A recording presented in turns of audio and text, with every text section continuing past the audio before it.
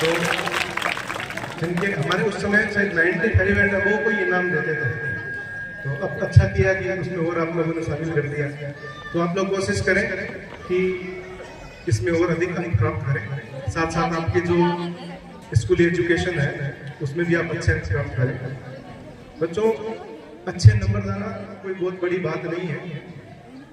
साथ ही मैं सभी शिक्षकगण को भी कहना चाहूँगा कि ये विशेषकर ग्रामीण क्षेत्र के बच्चे हैं, तो बच्चों का जो समग्र विकास है, जो होल डेवलपमेंट है बच्चों का, वो बहुत जरूरी है। विशेषकर जो बच्चियां हैं, इनमें कॉन्फिडेंस बिल्डिंग, इनकी बॉडी लैंग्वेज कैसे सुधारे, इनमें बोलने का कॉन्फिडेंस, इनमें से यहाँ बैठ के बच्चे बोल सकती है, यहाँ खड़े करके अगर किसी को बुलाएं तो वो फिर डरेगी या उसमें थोड़ी सी कहीं कहीं रहेगी कि मैं नहीं बोलता हूँ। तो बच्चों में चाहे बाल सभाओं के माध्यम से, दूसरे कार्यक्रम के माध्यम से, जनरली स्कूल्स में ये होता है कि 1, 2, 3 बच्चे एक क्लास में बोलने वाले होते हैं, प्रोग्राम में उन्हीं को आगे लाते हैं, उन्हीं से गीत गवा देते हैं, स्वागत गीत वही गाती है। तो इस तरह से होता है, हर क्लास में हर बच्चे को बोलना सिखाएं, हर बच्चे को आगे लाके इस तरह से प्रोग्राम आयोजित करें कि हर बच्चे को आगे लाए, हर बच्चे को कोई न कोई असाइनमेंट है कि ये तो गीत गाएगा, ये कविता बोलेगा, जो उसको अच्छा लगे, कोई निबंध अच्छा बोलता है, कोई चित्रकला अच्छा बोलता है। तो इस तरह से आप लोग इन बच्चों को समग्र विकास करेंगे तो ये जीवन में कहीं न कहीं बहुत आगे जाएंगे। शिक्षा का विकास समग्र विकास ही है, शिक्षा का जो उद्देश्य है, उसका उद्देश्य कहीं यह नहीं है कि आप लोग रट लो, नंबर ले आओ, कोई नौकरी लग जाओ। ये बहुत छोटी सी चीजें हैं। जीवन में हम अच्छे नागरिक बने, इनको अच्छे मॉरल वैल्यूज मिले, स्कूल से नैतिक शिक्षा मिले। जैसे स्कूलिंग होती है, बच्चे का जीवन वैसे ही हो जाता है। तो विशेषकर विद्या भारती के स्कूल है या जो दूसरी अपने सरकारी विद्यालय है, उनमें भी जो नैतिक शिक्षा है वो प्रार्थनाओं के माध्यम से, आम सभाओं के माध्यम से, बाल सभाओं के माध्यम से कुछ न कुछ ऐसी चीज अगर नहीं है तो उसे शामिल कर ले कि किसी महापुरुष की जीवनी के बारे में कुछ सुनाए, कुछ बोध कथा कहे, कुछ लघु कथाएं कहे। इस तरह की शिक्षक भी तैयार करके आए। नहीं तो क्लास वाइज आप जिम्मेदारी देते हैं कि इस क्लास में आज ये बच्चा है, ये एक लघु कथा सुनाएगा, किसी महापुरुष के जीवन पर कोई छोटी सी प्रसंग सुनाएगा, ये प्रार्थना का आप हिस्सा बना लें। बच्चों में नैतिक शिक्षा जैसे जैसे स्कूलिंग के साथ डेवलप होगी, उसका जीवन उतना ही अच्छा होगा। ये पता ही नहीं चला कि ये कब हो जाएगा। जब स्कूलिंग में हम 5वीं, 6वीं, 7वीं, 8वीं, 10वीं तक उधर बैठते थे तो ऐसा लगता था कि यार ये क्या है। मतलब प्रार्थना जितनी लंबी खिंचती थी उतना ही बोर फील होता था कि यार ये बोरिंग है।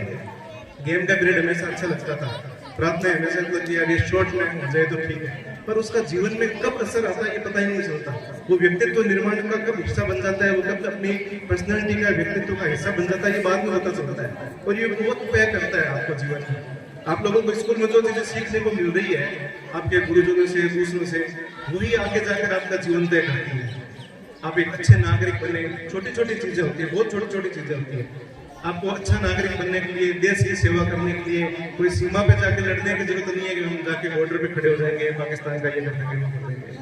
अभी आपको क्या करना है, आपको छोटी छोटी चीजें करनी है कि बच्चों को, विद्यार्थी का क्या लक्षण है।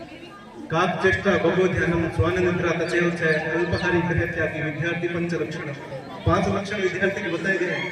तो वर्तमान समय में ये प्रश्न है काक चेष्टा, कौवे जैसी चेष्टा होनी चाहिए। इसका मतलब अवेयरनेस होनी चाहिए। कौवा कितना सतर्क होता है, तो आप अपने आसपास के वातावरण के प्रति सतर्क रहें। बगुले जैसा ध्यान होना चाहिए, आपकी कंसंट्रेशन होनी चाहिए कि टीचर अगर क्लास में पढ़ा रहा है, आपका मन कहीं और घूम रहा है तो आप नहीं सीख सकते।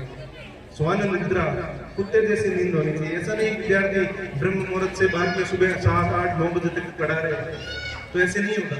आप सुबह जल्दी उठेंगे तो उस समय का अध्ययन में उपयोग कर पाओगे, उस समय स्मृति अच्छी रहती है, मेमोरीज अच्छी रहती है। जल्दी जितना उठ के याद करोगे उतना ही अच्छा याद रहता है। तो आप लोग कोशिश करो कि 5 बजे उठ जाओ, तो 5 बजे उठ के और पढ़ने लगो। वो जो सुबह का टाइम है वो आपके लिए बहुत अच्छा रहेगा।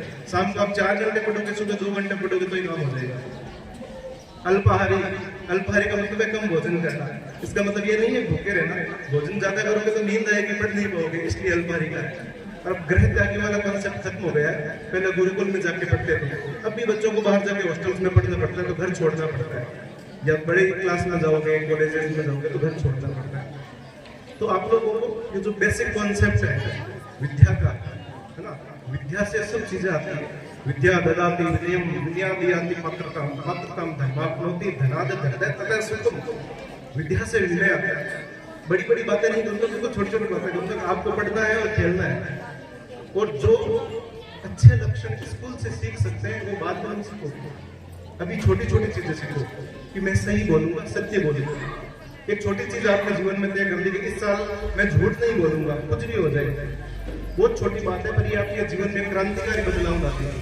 या बिल्कुल छोटी सी चीज है, मैं समय का पालन करूंगा।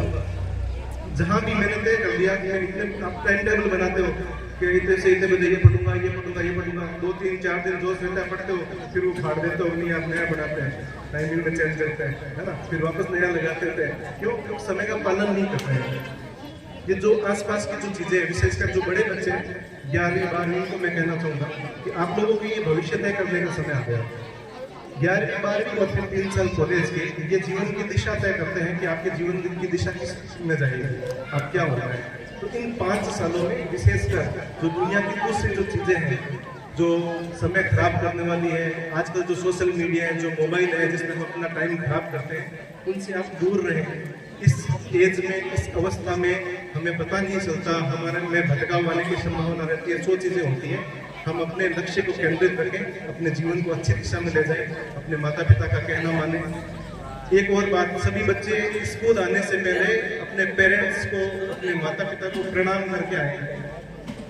अगर कोई ये कहता है कि मैं कुछ नहीं कर सकता, तो अपने माता पिता को प्रणाम करके आ जाए, उससे ही बहुत कुछ हो जाएगा।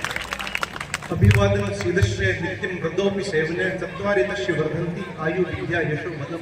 आयु बढ़ती है, विद्या बढ़ती है, यश बढ़ता है, बल बढ़ता है। बड़ों को प्रणाम करने से 4 चीजें बढ़ती हैं, और ये साइंटिफिक प्रूफ है। प्रणाम कैसे होता है? प्रॉपर प्रणाम, यूं घुटने तक हाथ का प्रणाम नहीं होता। प्रणाम मतलब आपके इस भाग से उनके चरण का स्पर्श करो। छोटी छोटी चीजें, 3 चीजें बताई मैंने। सबसे इजी है कि घर से आओ स्कूल, तो अपने माता पिता को, अपने दादा दादी को प्रणाम करके स्कूल आना है। कौन कौन कर लेगा ये बात? गर्ल्स सारी करेंगे, लड़के कुछ नहीं करेंगे। इन्होंने सुना नहीं होगा। चलो हाथ नीचे करो। इसमें कोई मुश्किल है क्या प्रणाम करते हैं? वो क्या कहेंगे? वो कहेंगे जीते रहो, खुश रहो। तो ये बहुत पॉजिटिव वाइब्स होती है, जो सकारात्मक ऊर्जा होती है आपके। प्रणाम करके आना है, सही बोलना है, सत्य बोलना है। ये थोड़ा सा कठिन हो सकता है ना, पर असंभव नहीं है। कोशिश करो कि हम झूठ ना बोलें।